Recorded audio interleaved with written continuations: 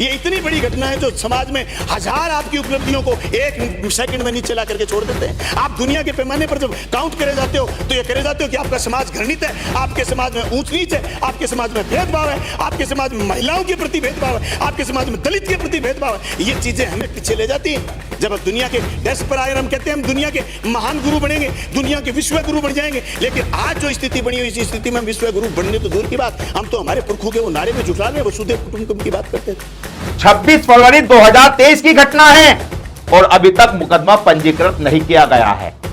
साथियों, ये बात हम आपको इसलिए बता रहे हैं क्योंकि समाज का मामला है और समाज में इस प्रकार की घटना दिन प्रतिदिन घट रही है। हमारे समाज की कहीं कोई सुनवाई नहीं होती, थानों में जाते मुकदमा दर्ज नहीं होते, मुकदमे दर्ज कराने की बात करते तो पुलिस कहती है तुम्हारा यही धंधा है। गाड़ी में 4 टायर हैं, एक टायर की हवा कम हो जाएगी, गाड़ी खींचने लग जाएगी, और 2 टायरों में हवा कम हो जाएगी, गाड़ी एक्सीडेंट कर देगी, आपके जीवन को खत्म कर देगी। ये स्थिति आज भी समाज में असमानता का भेद है।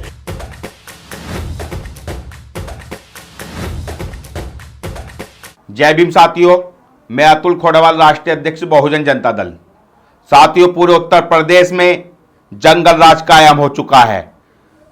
उत्तर प्रदेश के अंदर दिन प्रतिदिन बहुजन समाज की बहन बेटियों के साथ असामाजिक तत्वों द्वारा छेड़छाड़, बदतमीजी और मार पिटाई की वारदातें बड़ी तेजी के साथ हमारे सामने आ रही हैं। साथियों, ऐसा ही एक मामला जिला अमेठी से सामने आया है, जहां दलित परिवार के घर में घुसकर अपने आप को उच्च जाति का बताने वाले दबंग आतंकी गुंडे बदमाश लोगों ने घर में घुसकर दलित महिलाओं के साथ बदतमीजी की, उनके साथ पिटाई की, उनके कपड़े तक भी फट गए और निवस्त्र हो गई। उसके बाद भी उनके साथ मार पिटाई की घटना को वो अंजाम देते रहे। उनके पुरुषों ने उनको बचाना चाहा, लेकिन वो दबंग आतंकी लोग अपने गांव के, अपने कुटुंब खानदान के लोगों को एकत्र कर कर दलित परिवार के घर पर चढ़ाई की गई। साथियों, विस्तार से आपको बताते हैं। जिला अमेठी के थाना पीपलपुर, गांव भी पीपलपुर में 26 फरवरी 2023 को दलित परिवार के घर पर ठाकुर समाज से संबंध रखने वाले व्यक्ति उनके घर पर पहुंचता है और दलित परिवार की महिलाओं से, पुरुषों से कहता है कि आप हमारे यहां पर बिगाड़ करने क्यों नहीं आ रहे हो, हमारे खेत और खलिहानों में काम करने क्यों नहीं आ रहे हो। तो हमारी बहन बेटियों ने उनको जवाब दिया कि अब ये गुलामी हम छोड़ चुके हैं, हम संविधान और परम पूज्य बाबा साहब के अनुयायी हैं, उनके फॉलोअर हैं और उनके बताए हुए मार्ग पर गुलामी के रास्ते को कुचलते हुए आगे बढ़ रहे हैं। इस बात से वहां के दबंग आतंकी लोग खिन और गुस्से में लाल होकर उन्होंने दलित महिलाओं के साथ, पुरुषों के साथ बर्बरतापूर्वक लाठी डंडों से उनकी पिटाई की। इससे भी जी नहीं भरा तो उन दबंग लोगों ने ज्यादा संख्या में अपने कुटुंब खानदान और वहां का जो गांव पीपलपुर पड़ता है वो बाहुल्य क्षेत्र है, उन्होंने अपने कुटुंब खानदान के लोगों को फोन किया और उन सब लोगों ने आकर दलित परिवार को घर पर चढ़ाई की। आज भी हमारे यहाँ कुप्रथा है कि दलितों के दुल्लों को घोड़ी से उतारा जाता है, बहुत जगह हमारे साथ मारपीट की जाती है। इसलिए मैं कहना चाहूंगा कि इस देश में आज हमारे ऊपर बहुत बड़ा कलंक है, वो है अस्पृश्यता का। आज कोई भी आपके विरुद्ध में बोलते हैं, उन पे आप रासू लगाने के लिए तैयारी कर रहे हैं। आप लोग, कोई भी विपक्ष में बात करता है उसको पाकिस्तान भेजने की बात कर।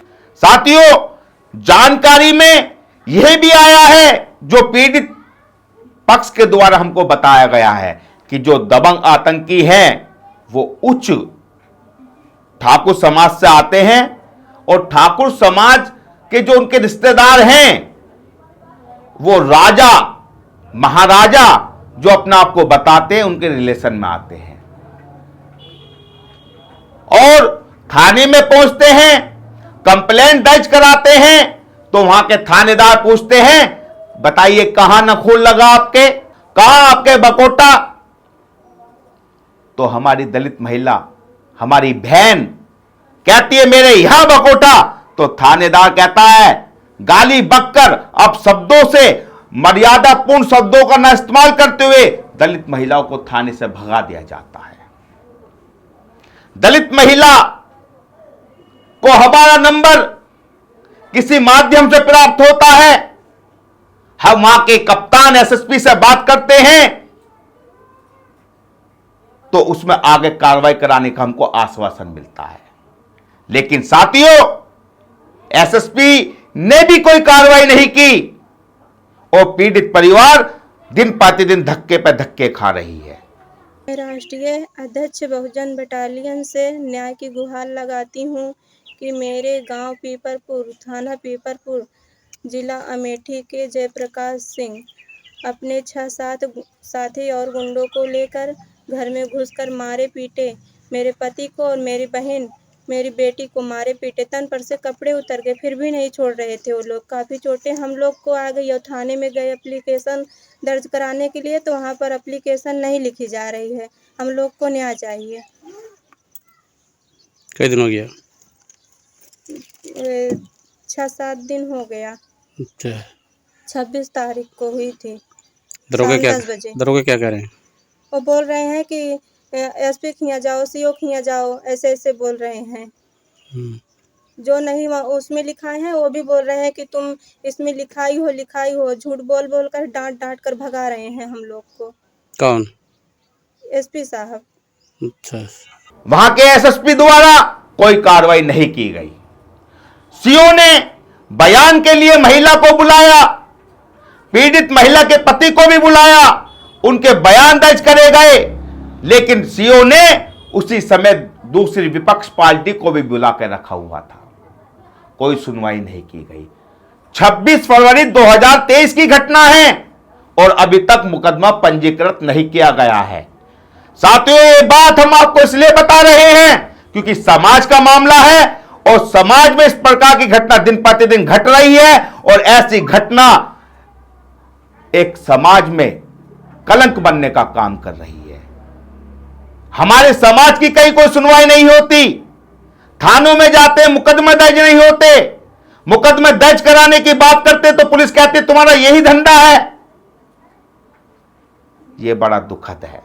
जबकि उत्तर प्रदेश के मुख्यमंत्री जी खुले मंच पर मीडिया के माध्यम से अखबारों में बयान देते हैं कि उत्तर प्रदेश में जंगल राज नहीं है, राम राज्य है। जरा माननीय मुख्यमंत्री जी से पूछना चाहते हैं, माननीय मुख्यमंत्री, ये जो घटना आ रही है दिन प्रतिदिन उत्तर प्रदेश से, इन घटनाओं से क्या साबित होता है? उत्तर प्रदेश में राम राज्य है या जंगल राज है? आप जवाब दीजिए मुख्यमंत्री जी। क्या दलित बहन बेटियां मान सम्मान नहीं रखती? क्या उनकी कोई इज्जत नहीं है?